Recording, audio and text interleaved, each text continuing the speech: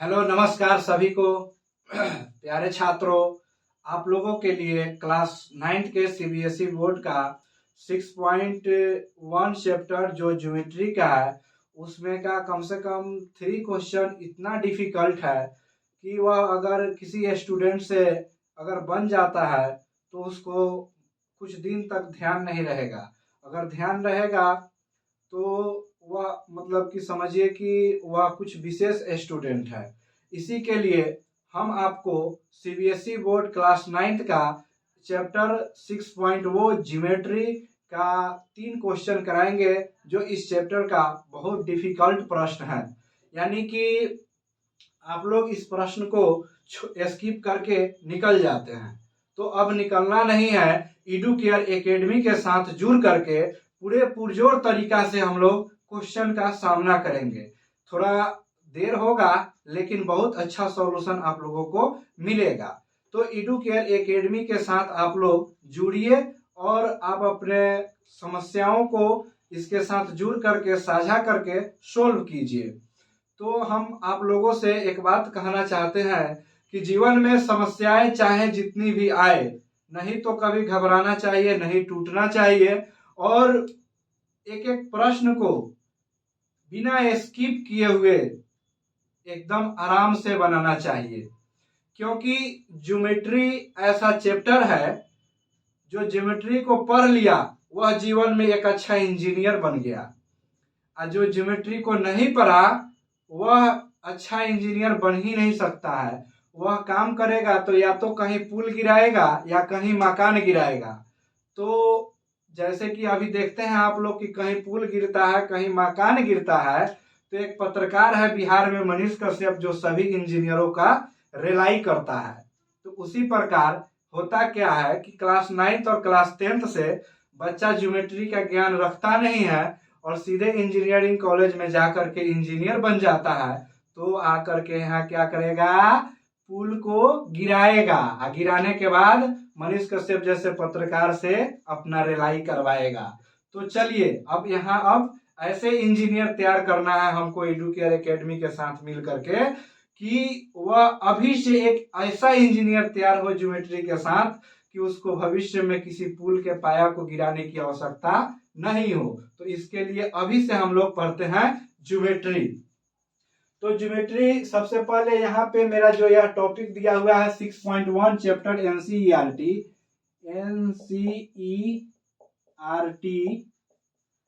6.1 CBSE board. तो इसको आप लोग देख लीजिएगा, 6.1 निकालिएगा चैप्टर, और 6.1 जब चैप्टर आप लोग निकाल लीजिएगा तो उसमें 3 नंबर क्वेश्चन को देखिएगा कि यह कह क्या रहा है। यह एक पुल के निर्माण कर रहा है यह 3 नंबर क्वेश्चन, और इस पुल के साथ अभी से आप लोग तैयार हो जाइए जिनको इंजीनियर बनना है भविष्य में। तो ज्योमेट्री पढ़ना पड़ेगा बाबू, कोई शॉर्टकट नहीं है। देखिए हम इस प्रश्न को अब रीडिंग कर रहे हैं आप लोगों के लिए। यहाँ पे कह रहा है कि in the figure 6.15 angle P Q R equal to P R Q, then prove that P Q S equal to P R T. तो हमको सबसे पहले यहाँ पे दिया हुआ है जो गिवन है उसको यहाँ पे हम लोग लिख लेंगे। तो गिवन क्या है, गिवन यह बात है कि एंगल पी क्यू आर और पी आर क्यू दिया हुआ है इक्वल। तो पी आर क्यू इसमें खोजेंगे, पी आर क्यू यह वाला एंगल पी आर क्यू यानी कि यह एक्स डिग्री दिया हुआ है, और यहां से खोजेंगे पी क्यू आर, यह दोनों इक्वल है। तो हम इसको सोल्व करने के लिए मान लिए हैं कि यह एक्स डिग्री और यह भी एक्स डिग्री, ठीक है। और यहाँ पे प्रूव दैट इसको करना है, प्रूव दैट यानी कि प्रूव हमको करना है P Q S equal to P R T. तो ध्यान दीजिए पी क्यू एस कहाँ है, पी क्यू एस यहाँ है, पी आर टी यहाँ है, ठीक है। तो इस दोनों एंगल को इक्वल हम लोगों को प्रूव करना है। तो कैसे करेंगे, चलिए मिल के सॉल्यूशन करते हैं, ठीक है।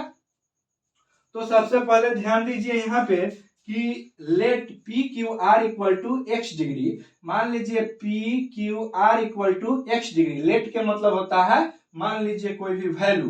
तो पी क्यू आर हम मान लिए लेट कर लिए यानी कि x डिग्री, और प्रश्न यह क्वेश्चन कह रहा है कि यह एंगल और यह एंगल, यह दोनों एंगल आपस में इक्वल है।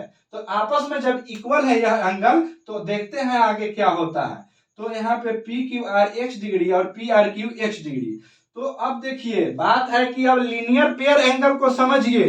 जो पुल के दिशा और दशा को बदलता है उसका नाम है लीनियर पेयर एंगल, और इस लीनियर पेयर एंगल के साथ आप लोग ज्योमेट्री को सोल्व कीजिए। तो यहां से ध्यान दीजिएगा, अब इस फिगर को भूल जाइए उधर वाला को। यहां देखिए पी क्यू एस, जैसे कि एस क्यू आर यह एक लाइन है, एस क्यू आर क्या है, एक लाइन है, और एस क्यू आर लाइन पर पी क्यू एस और पी क्यू आर दोनों एंगल क्या होगा, लीनियर पेयर एंगल होगा।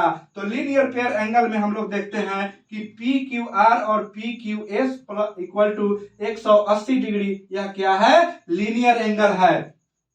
तो लीनियर एंगल में अब हम इसका तो वैल्यू माने थे x डिग्री, इसका वैल्यू क्या माने थे प्यारे छात्रों, x डिग्री। तो यहाँ देखेंगे P Q S plus x degree equal to 180 degree. ठीक है, 180 डिग्री कहने का मतलब सीबीएसई वालों समझ जाइएगा 180।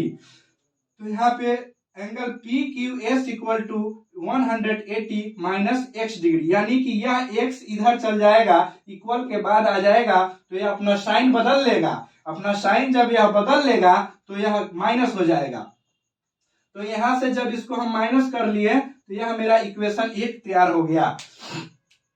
ध्यान दीजिएगा, इक्वेशन 1 यह तैयार हो गया। यहाँ पे लीनियर एंगल यानी कि इस दोनों एंगल का सम 180 डिग्री होगा, x डिग्री, और यह बाहर वाला इंटीरियर और एक्सटीरियर एंगल का सम 180 डिग्री होता है। तो यही पी क्यू एस में 180 डिग्री और आंतरिक कोण जो होता है इंटीरियर एंगल, इसको हम घटा लेंगे। तो यहाँ पे देखेंगे अब फिर दूसरा कि दूसरा क्या कह रहा है, पी आर टी, यानी कि यह एंगल पी आर टी, ध्यान दीजिएगा मेरे हाथों पे, P R T, P R T और P R Q, P R T और पी आर क्यू दोनों का सम जब हम करेंगे तो 180 डिग्री होगा। तो फिर इसी तरह पी आर टी को छुपा लीजिए, और यह इंटीरियर एंगल x डिग्री का है, तो यहाँ पे x डिग्री आप फिल कर लीजिए।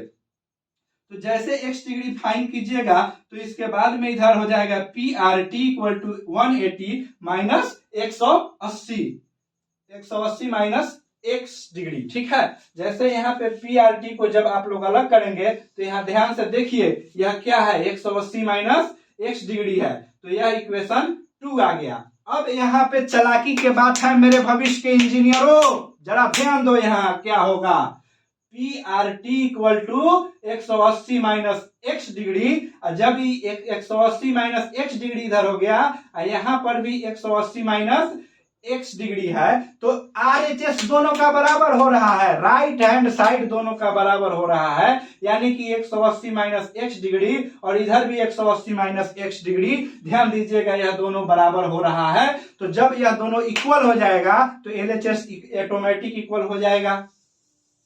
जब RHS यहां से बराबर हो गया तो अब बचा क्या, LHS, तो अब यहाँ पे लिख देंगे hence proved LHS equal to RHS। ठीक है, आशा करते हैं कि यह क्वेश्चन आप लोग समझ गए होंगे। अगर नहीं समझ में आया होगा तो वीडियो स्किप करके मतलब कि दोबारा देखिएगा, 3 बार देखिएगा, और उसके बाद भी समझ में नहीं आएगा तो मेरे डिस्क्रिप्शन बॉक्स में मेरा कांटेक्ट नंबर होता है, आप कॉल कर लीजिएगा। ठीक है, चलिए अब फिर हम चौथा प्रश्न आप लोगों को नहीं बताएंगे, क्योंकि चौथा पेयर इस तरह का एंगल है जिसको हम लोग वर्टिकल अपोजिट एंगल बोलते हैं। वर्टिकल अपोजिट एंगल करके आप लोग उसको अपने से बना लीजिएगा। अब 5 number question, that is very hard question.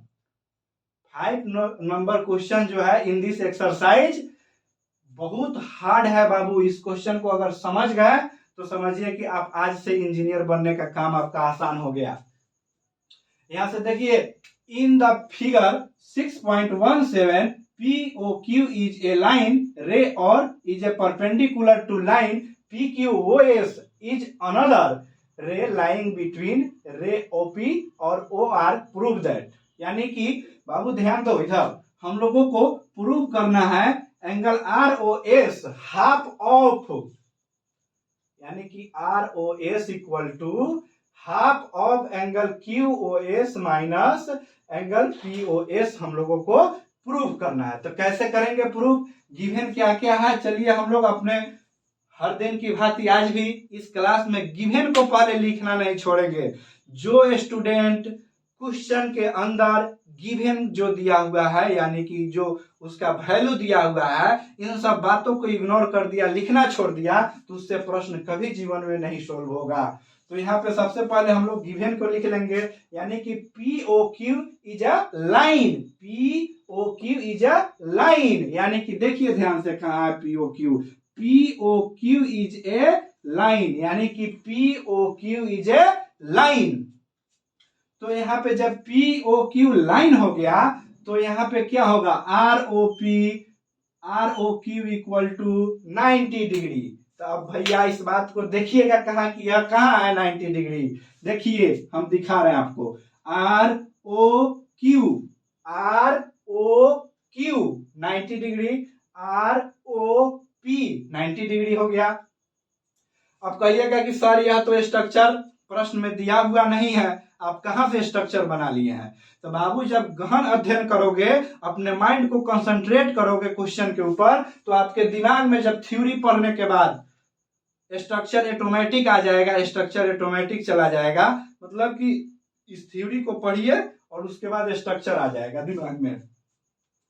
तो आर ओ क्यू 90 डिग्री हो गया, आर ओ पी कितना डिग्री हो गया, 90 डिग्री हो गया। तो अब क्या होगा, जब यह दोनों साइड का एंगल तो 90-90 यानी कि लीनियर पेयर का भी काम कर रहा है, लेकिन यहाँ पे देख लीजिए यह तीर का निशान इसमें लगा हुआ है। इस तीर को निशान को हम लोग बोलते हैं एंगल बाइसेक्टर। इस तीर के निशान को हम लोग क्या बोलते हैं, एंगल बाइसेक्टर। और एंगल बाइसेक्टर क्या काम करता है, एंगल बाइसेक्टर किसी भी एंगल को दो इक्वल पार्ट में बांट देता है। तो एंगल बाइसेक्टर क्या काम करता है कि यह एंगल को, इस एंगल को दोनों को इक्वल पार्ट में बांट दिया है। जब इसको बांट दिया है दोनों को इक्वल पार्ट में, तो हम यहां से मान लेंगे कि let R O S equal to X degree. तो देखिए तो आर ओ एस कहां है, आर ओ एस, प्यारे student concentrate on the board, R O S, R O S, यानी कि आर ओ एस को हम एक्स मान लिए, तो इसको भी एक्स मानेंगे भाई। मेरे प्यारे विद्यार्थी यहाँ पे जरा बहुत गौर से आप लोग कंसंट्रेट करके देखिए कि आर ओ एस को हम एक्स मान लिए और एस ओ पी को हम लोग, लाइट चला गया, बहुत दुर्भाग्य है इस बिहार विद्युत बोर्ड को। हम फिर से आपको नेक्स्ट क्लास में वीडियो को कराएंगे। धन्यवाद।